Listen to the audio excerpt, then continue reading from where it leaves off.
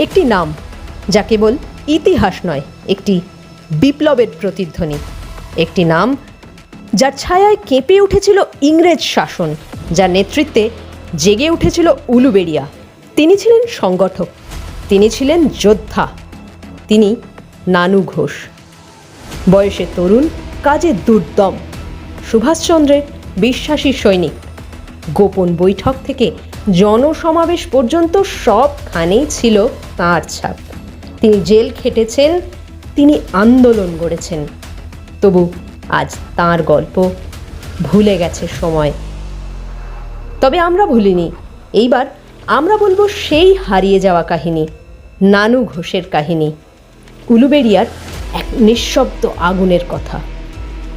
শুনুন আমাদের বিশেষ পডকাস্ট, প্রকাশিত হবে এই রবিবার ঠিক রাত ৮টায়, শুধুই উলুবেড়িয়া সংবাদে।